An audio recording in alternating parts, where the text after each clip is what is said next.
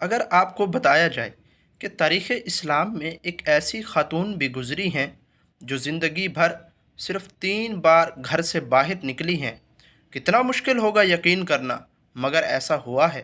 فاطمہ بنت عطار بغدادیہ ایسی خاتون ہے جو اپنی زندگی میں صرف 3 مرتبہ گھر سے نکلی ہیں۔ پہلی بار جس دن ان کی شادی ہوئی، دوسری بار جب وہ حج پر گئی، تیسری بار جب ان کا انتقال ہوا۔ جس دن ان کا وصال ہوا، بغداد کی گلیاں یوں بھر گئی گویا آج عید کا دن ہے۔ تمام حکومتی افراد نے ان کی جنازہ ادا کی۔ حفصہ بنت سیرین بہت بڑی محدثہ فقیہہ تھی۔ مہدی بن مامون کہتے ہیں، حفصہ بنت سیرین 30 سال جائے نماز، ایک خاص مقام جہاں نماز پڑھی جاتی ہے وہیں پر رہیں۔ وہاں سے صرف 2 کاموں کے لیے باہر آتی تھی، ایک قیلولہ کرنے، دوسرا قضائے حاجت کے لیے۔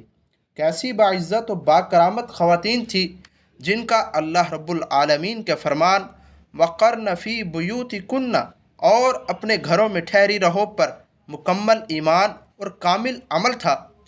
آج کی مسلمان خواتین جو صرف لفظوں میں سیدہ کائنات کو آئیڈیل مانتی ہیں اور عمل فلمی فاحشات کی نظر کرتی ہیں، ان کو کیا خبر عفت و پاک دامنی، پردے و حیا میں کیسا سکون و اطمینان ہے۔ ان کی تقلید کریں جن کے قدموں میں جنت ملے گی۔